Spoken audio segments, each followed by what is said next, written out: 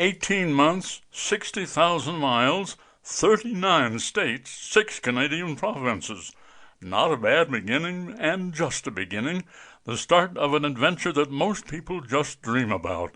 Webster defines an Odyssey as a long wandering or voyage, usually marked by many changes of fortune, or an intellectual or spiritual wandering or quest.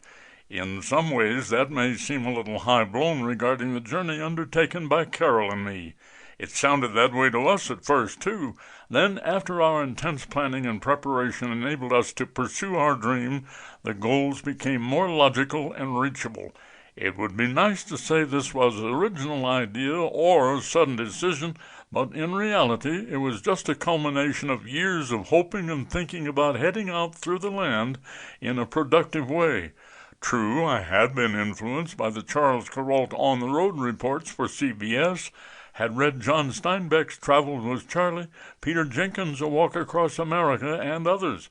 However, it was much more than that. Perhaps the feeling is best summed up in a quote from author Leo Roston. "I cannot believe that the purpose of life is merely to be happy. I think the purpose of life is to be useful, to be responsible, to be honorable, to be compassionate. It is, above all, to matter, to count, to stand for something, to have it make some difference that you lived at all." It appears to be human nature to ruminate about what might have been, how one could have accomplished more, enjoyed life to the fullest, made some kind of contribution to the overall good. Don't take that wrong. We're not any more or less altruistic than you or the next person.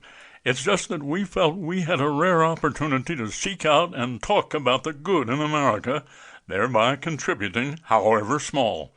Why do you decide to do something like this? How? In our case, it was brought to a head by a very traumatic year that involved serious health problems for Carol's mother and both of my parents. All lived in southern Illinois, and fortunately, we were in a position to virtually commute. Carol spent more time in Illinois than she did at our home in Colorado. We were both there months at a time. My mother had terminal cancer, and following her death in January 1981, we stayed around to help my pop with some personal business matters and finally began to drive home. That was on January 29th, 1981, a day that in retrospect turned out to be a red-letter day for us.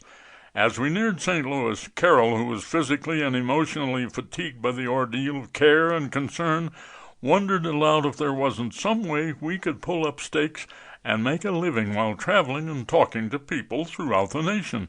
She even suggested we write articles for a magazine or some such.